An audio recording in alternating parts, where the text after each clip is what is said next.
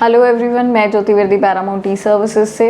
आज की वीडियो बहुत ज़्यादा खास है। इसको वो लोग ज़रूर देखना जो अभी बिज़नेस कर रहे हैं, क्योंकि जो लोग बिजनेसमैन्स हैं, स्पेसिफिकली अपना काम कर रहे हैं, कुछ अपनी दुकान चला रहे हैं, कुछ अपना बड़ा एम्पायर चला रहे हैं, या कुछ भी जिसका मतलब काम आप खुद अपने हाथों से या अपने वर्कर्स रखे हुए हैं आप कर रहे हो, तो आप लोगों की रिफ्यूज़ल्स कैसे आ जाती है, मतलब ऐसी कैटेगरीज़ की एप्लीकेशंस की रिफ्यूज़ल्स कैसे आ रही हैं, क्यों आ रही हैं, किस कमी की वजह से आ रही है। तो ये वीडियो पूरी आप लोगों के लिए है, तो इस वीडियो को एंड तक ज़रूर सुनना। एंड आई होप ये वीडियो आपको काफ़ी अच्छी इन्फॉर्मेशन प्रोवाइड करेगी और आपको इन फ्यूचर में प्रॉब्लम्स कम आएंगी।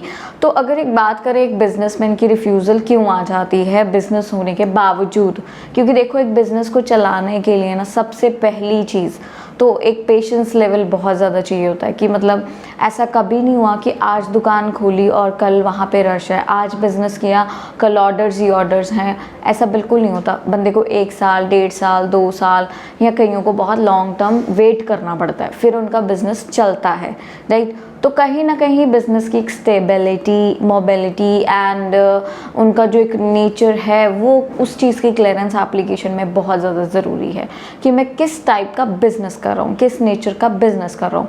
तो कई लोग क्या करते हैं जब एप्लीकेशन मतलब भरते हैं ना, तो नॉर्मली लिख देते हैं I am business man. No, this is not your identity, right.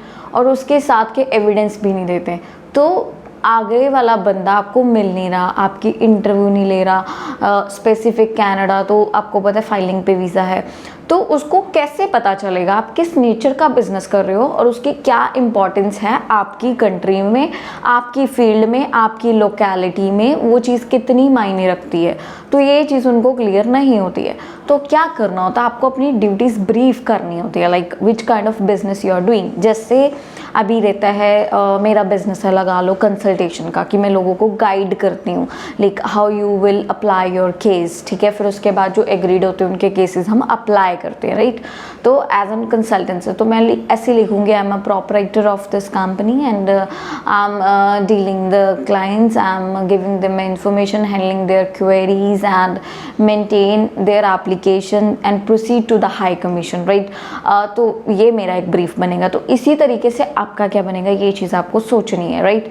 फिर उसके बाद उसके रेलिवेंटेड डॉक्यूमेंट्स होने चाहिए। डॉक्यूमेंट्स इन सेंस अगर मैं बात करूँ, जो MSME है ये बहुत लेट आया है, आई थिंक 15 और 17 के बाद ही आया हुआ है। तो इसको अभी आए हुए को कम टाइम हुए। लोग क्या करते हैं फटाफट MSME, तो जो रजिस्ट्रेशन डेट आती है दैट वुड बी 21, 23, बट चलो वो रजिस्टर्ड हो जाता है कि बैक डेट्स बिजनेस जो है वो बैक से कर रहे हैं, ठीक है। बट पहले भी तो कुछ रूल्स होंगे ना, जब आप पहले बिजनेस कर रहे हो तो कुछ कॉरपोरेशन का, कुछ F&B, कुछ शॉप एस्टैब्लिशमेंट का, मतलब ऐसा कुछ लाइसेंस तो होता ही होगा। तो अगर आपके पास वो है तो वो ज़रूर लगाओ, ठीक है। फिर आपने ये बिज़नेस आप क्यों कर रहे हो, like this is relevant to your education field, तो उस चीज़ को ज़रूर एलिबोरेट करो। नहीं है तो कोई दिक्कत वाली बात नहीं, कि चॉइस होती है, कई बार एजुकेशन नहीं रेलिवेंट होती है बट आगे जाके हम कुछ और करते हैं, तो वो बहुत डिफरेंट चीज़ है। तो आपको ये पूरा एलेबोरेशन देना है अपनी एप्लीकेशन में। एलेबोरेशन से आपका लेटर हेड, विजिटिंग कार्ड, आपके रजिस्ट्रेशंस, आपका हो सके तो फोटोग्राफ्स एंड ऑल, मतलब जैसे अगर काफ़ी ह्यूज अच्छा चल रहा है तो उसका current account and GST returns अगर हैं तो, ठीक है। मतलब ये सारी चीज़ें आपको प्रोवाइड करनी है ताकि आप एक अच्छे बिजनेसमैन हैं and you will definitely come to your home country. ये चीज़ थोड़ी एलेबोरेट हो सके आपकी एप्लीकेशन में, तब जाके कहीं ना कहीं, क्योंकि जो अच्छी एप्लीकेशन है जब वो रिजेक्ट होते हैं तो कहीं ना कहीं मतलब कईयों का प्रेजेंटेशन या कुछ भी दिक्कत हो सकता है। हालांकि मेरी कंपनी से ये चीज़ें नहीं जाती, क्योंकि मैं आपको गाइड कर रही हूँ, तो definitely I will do that ना।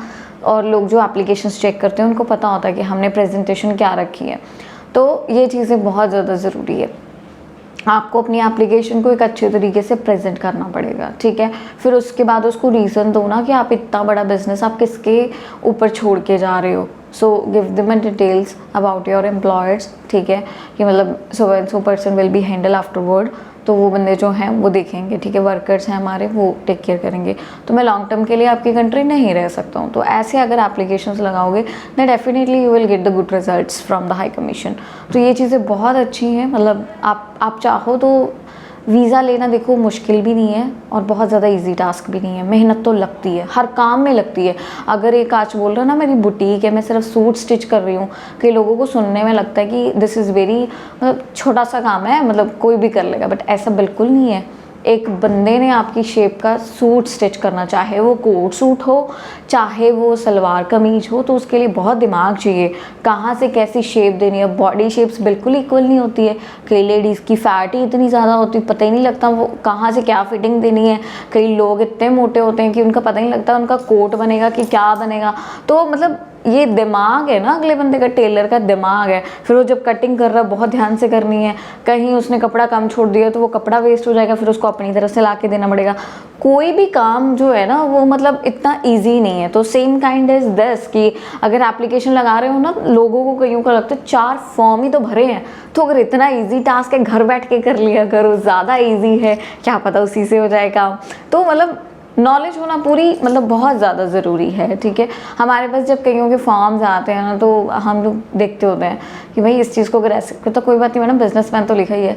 मैं कहा भाई लिखा है ठीक है, यू आर सेटिस्फाइड ना, ओके कोई दिक्कत नहीं है। हमें हम जैसे करते हैं हमें नहीं आती, हमें वैसी सेटिस्फेक्शन हमें तो नहीं आती।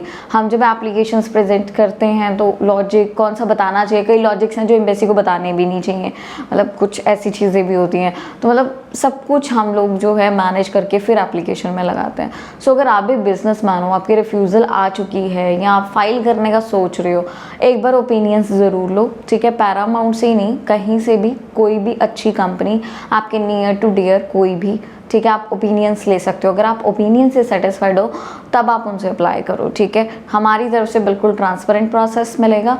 हमसे कांटेक्ट करने के लिए प्रॉपर हेल्पलाइन नंबर पे कॉल करो, काउंसलर के साथ अपॉइंटमेंट लो, आके विजिट करो, डॉक्यूमेंट्स के साथ। जितने भी डॉक्यूमेंट आपको पता है इमिग्रेशन में लगते हैं तो उनको लेके आप विजिट करो, ताकि एनालिटिकल और अच्छा हो सके और आपको हेल्प आउट हमारी तरफ से थोड़ी प्रॉपर मिल सके। सो बाकी thank you so much all of you, आप लोग बहुत सपोर्टिंग एंड लविंग है। तो आई होप इस वीडियो को भी आप ज़्यादा सपोर्ट एंड लव देंगे। Thanks a lot.